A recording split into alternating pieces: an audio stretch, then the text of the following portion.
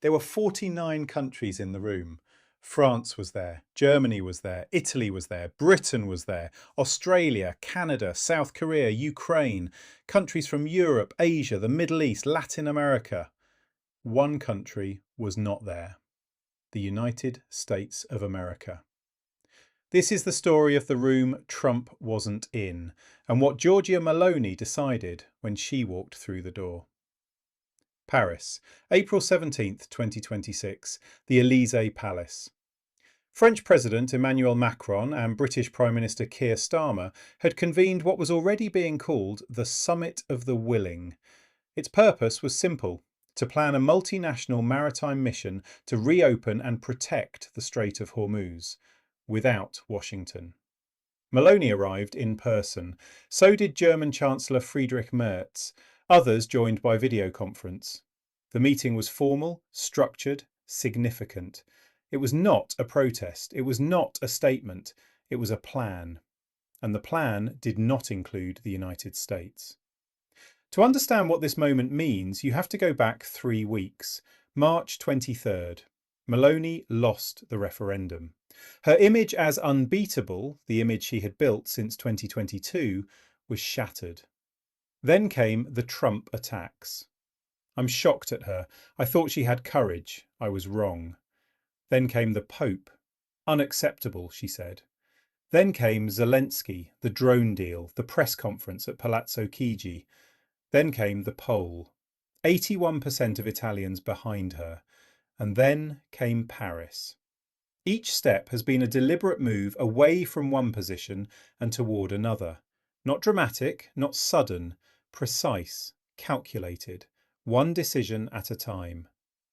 In Paris, Meloni took her seat at a table that had been set without Washington's permission and against Washington's wishes. Trump had called the Europeans cowards for not joining the Iran war. He had said reopening Hormuz was not America's job. He had told Britain it didn't even have a navy. And Europe responded by organising its own summit, its own mission, its own plan.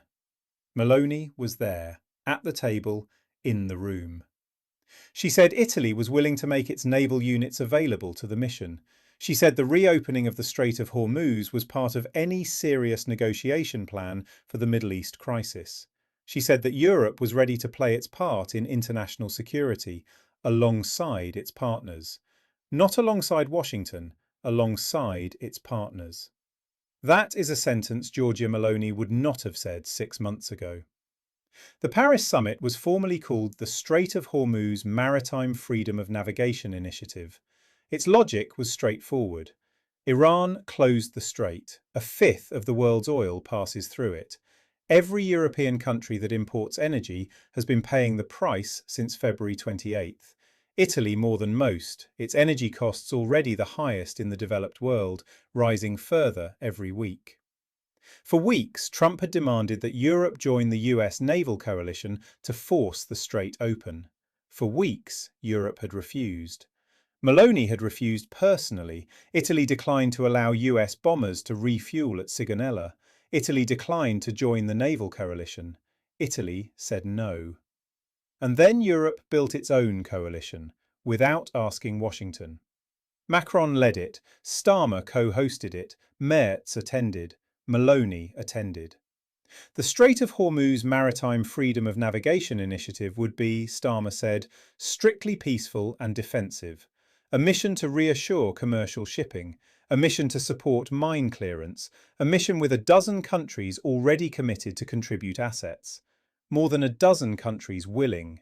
No United States. What does this mean for Italy specifically?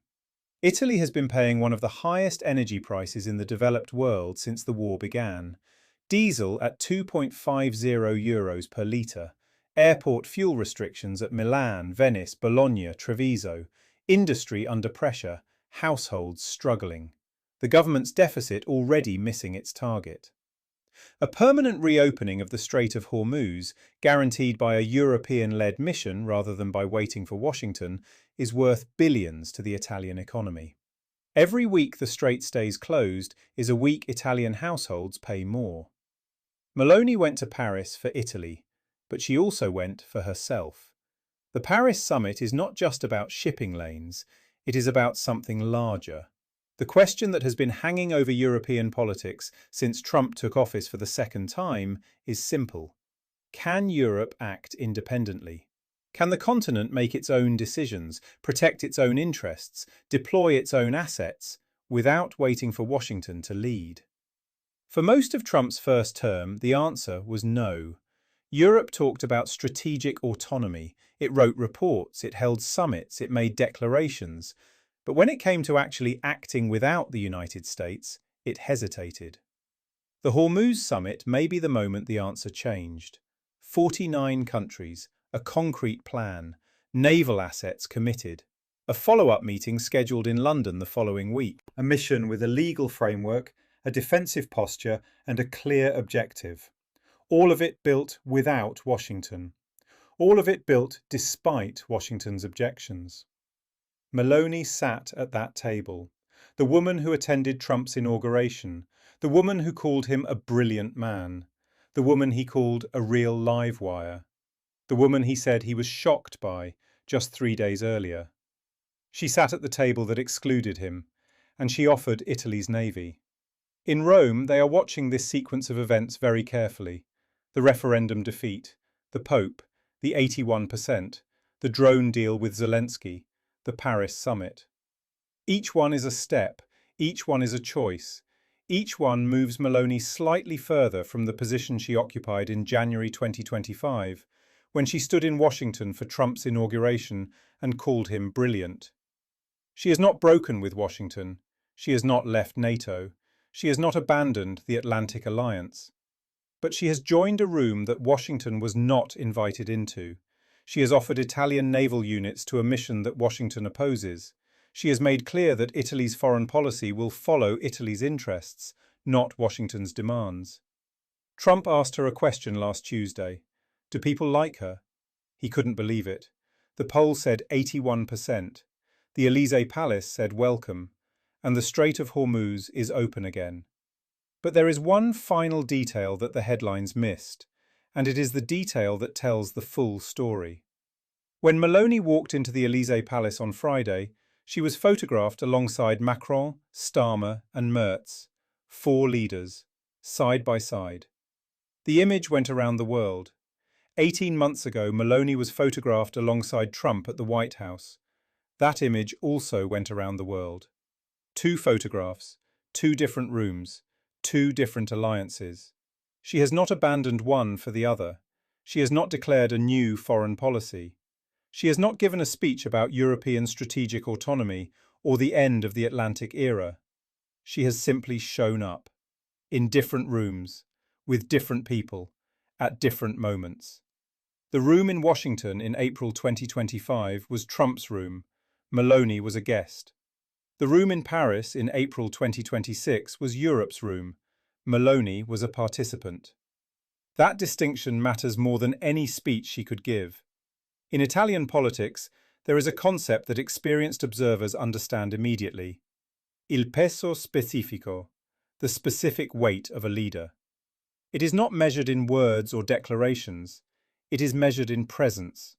In which rooms you enter, in which tables you sit at, in which decisions carry your name. Meloni's specific weight has changed this week, not because she said something different, but because she showed up somewhere different. The Summit of the Willing, Paris, April 17, 2026. 49 countries, no United States. Italy there. Meloni at the table, naval units offered. In the weeks that followed the referendum defeat, analysts asked whether Meloni had the political instinct to survive, whether she could navigate the energy crisis, the coalition pressures, the Trump relationship, the 2027 elections. This week provided the answer. Not in a single dramatic moment, but in a sequence. The Pope, the 81%, the drone deal, the Paris room. Each one a step, each one a choice, each one carrying the same message. Italy is a sovereign country, and its Prime Minister goes where Italy's interests lead, even when that room is the one Trump wasn't invited into. Subscribe to The Record Room, because the next file is already open.